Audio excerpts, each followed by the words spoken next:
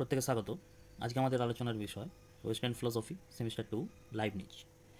Leibniz থেকে একটা প্রশ্ন আসে যে যাদের মধ্যে কোনো গুণগত প্রভেদ আবিষ্কার করা যায় না তারা অভিন্ন, মানে অভিন্নতার নিয়ম এবং নিরবচ্ছিন্নতার নিয়ম, এই দুটি নিয়ম সম্বন্ধে লাইবনিজের যে মতবাদ সেটা কিন্তু ব্যাখ্যা করে। দেখো যে লাইবনিজ কি বলেছে, লাইবনিজের মতে যে আমাদের সমস্ত জগৎ এটা কিন্তু অসংখ্য চিদণু বা মোনাড দিয়ে গঠিত। এই চিদণুগুলি প্রকৃতপক্ষে দেশ নেই এবং সেই জন্য তাদের মধ্যে কোনো দৈশিক ভেদ থাকতে পারে না। আমরা কেবলমাত্র গুণ বা শক্তির তারতম্যের ভিত্তিতে তাদের মধ্যে কিন্তু প্রভেদ করতে পারি। দুইটি চিদণু থাকবে অথচ তাদের মধ্যে কোনো গুণগত প্রভেদ থাকবে না, এটা কিন্তু হতে পারে না। তাই দুইটি চিদণুর গুণগুলি সম্পূর্ণ একরকম হয় তাদের, তাহলে তারা মিলিত হয়ে একটি বস্তুতে কিন্তু পরিণত হবে। অর্থাৎ দুইটি চিদণু অথবা বস্তু আছে অথচ তাদের মধ্যে কিন্তু কোনো গুণগত প্রভেদ নেই, এই উক্তি এবং একই বস্তুকে দুইটি বিভিন্ন নাম দেওয়া হয়েছে এই উক্তি কিন্তু সমার্থক। এই হলো গুণগত ভেদবর্জিত বস্তুদ্বয়ের অভিন্নতার নিয়ম।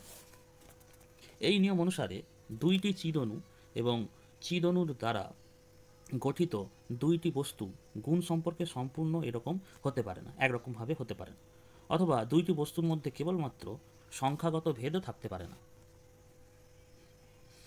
তাহলে গুণগত ভেদবর্জিত বস্তুদ্বয়ের অভিন্নতার নিয়ম পর্যাপ্ত যুক্তি বা কারণ নিয়ম থেকে যুক্তিসঙ্গতভাবে নিশ্চিত হয়।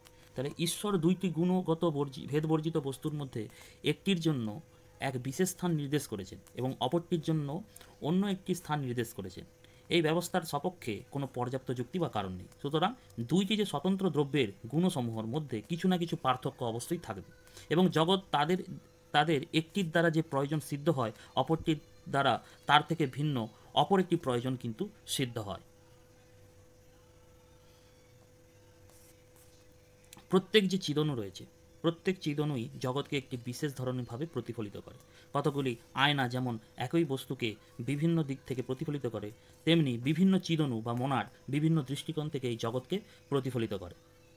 প্রত্যেক সম্ভাব্য দৃষ্টিকোণ থেকে পাওয়া অসংখ্য প্রতিফলন বিশিষ্ট অসংখ্য চিদণুর সমষ্টি হচ্ছে আমাদের এই টোটাল ইউনিভার্সটা। জগতের যে বিশেষ প্রতিফলন একটি চিদণুকে স্থান পায় তা অপর একটি চিদণুতে উপস্থিত প্রতিফলন থেকে কিছু পরিমাণ ভিন্ন হলেও সর্বাংশে কিন্তু ভিন্ন নয়। জগতের তারতম্য ঘটিত অনেক প্রকার প্রভেদ বহু বস্তুর মধ্যে কিন্তু আছে। অসংখ্য চিদণু নিয়ে এমন একটি ক্রমবদ্ধশীল রচনা করা যেতে পারে যার অন্তর্গত প্রত্যেকটি বস্তু এবং তার যে পরবর্তী বস্তুর মধ্যে গুণগত প্রভেদ যতদূর সম্ভব অল্প। এই ব্যাপারটিকেই বলা হয় নিরবচ্ছিন্নতা নিয়মের বিষয়। এই নিয়ম অনুসারে প্রকৃতিতে অসঙ্গত ব্যবধান দেখা যায় না। যেমন ঘটনাস্রোতে তেমনি প্রাণীদের ক্রম নিবন্ধ শ্রেণীতে সর্বত্রই নিরবচ্ছিন্নতা দেখা যায়। যেসব বস্তু বা ঘটনা দিয়ে জগৎ গঠিত তারা একটি কিন্তু নিরবচ্ছিন্ন ধারণার অন্তর্গত। জগতের বিভিন্ন বস্তুগুলি সম্পূর্ণ পৃথক শ্রেণীসমূহে বিভক্ত নয়, তাদের মধ্যে কেবল অতি সূক্ষ্ম গুণগত তারতম্য আছে।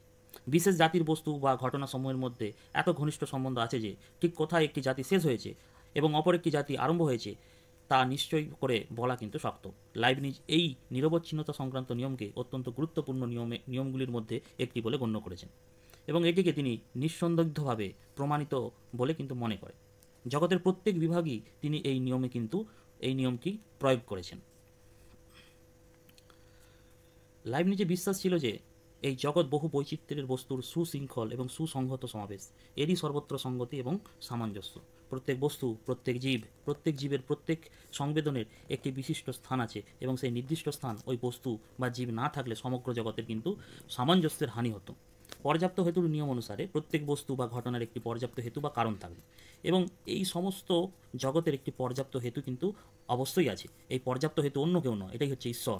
জগতের প্রত্যেকটি বস্তু ঘটনার পর নির্ভর, কিন্তু এটি একটি স্বয়ং নির্ভর স্বয়ং সম্পূর্ণ দ্রব্য না থাকলে কিন্তু সসীম বস্তু ও ঘটনাগুলিকে সন্তোষজনকভাবে ব্যাখ্যা করা যেত না। এই যে স্বয়ং থাকলে সসীম বস্তু ঘটনাগুলিকে সন্তোষজনকভাবে ব্যাখ্যা দেওয়া কিন্তু অসম্ভব হয়ে পড়তো।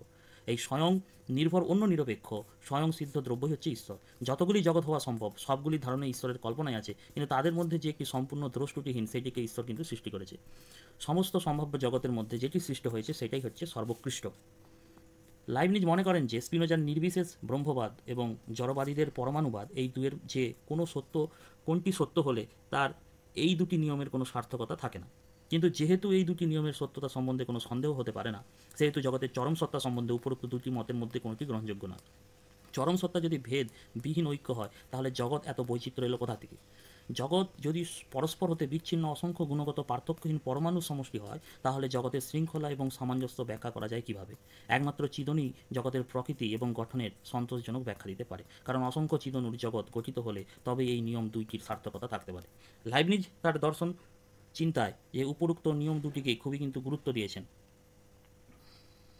কিন্তু চিন্তা করে দেখলেই বোঝা যায় যে এই যে গুণগত পার্থক্যহীন বস্তুদ্বয় অভিন্ন এবং জগতের সর্বত্রই নিরবচ্ছিন্নতা আছে, এই দুটি নিয়মই হচ্ছে স্বতঃসিদ্ধ এবং প্রাকসিদ্ধ। এটা কিন্তু প্রাকসিদ্ধ নয় এবং প্রত্যেক জ্ঞান দ্বারা নিঃসংশয়ে প্রমাণিতও হয়েছে। টাকসালে সদ্য নির্মিত দুটি রৌপ্য মুদ্রা বা দুটি স্বর্ণ মুদ্রার মধ্যে গুণগত প্রভেদ আবিষ্কার করা কিন্তু কঠিন, এবং দুইটি মুদ্রা যেহেতু দুইটি স্থানে আছে, সেহেতু তাদের মধ্যে গুণগত প্রভেদ অবশ্যই আছে। এইরূপ যুক্তি না দিলে, যদি তাদের মধ্যে গুণগত প্রভেদ অনুভূত না হয়, তাহলে এইরূপ প্রভেদ নাই যে এটাই কিন্তু সিদ্ধান্ত করতে হবে। দ্বিতীয় নিয়মটি সম্বন্ধেও বলা যায় যে এর সাপেক্ষে অভিজ্ঞতার সমর্থন নাই। যেমন চতুষ্পদ, শর্ট পথ, ঠিক আছে, শর্ট পদ, যে সমানে 6টা পা বিশিষ্ট প্রাণী বা 4টা পা বিশিষ্ট প্রাণী আছে বলেই পঞ্চপদ প্রাণী অবশ্যই থাকবে, এ সম্বন্ধে কিন্তু কোনো নিশ্চয়তা নেই।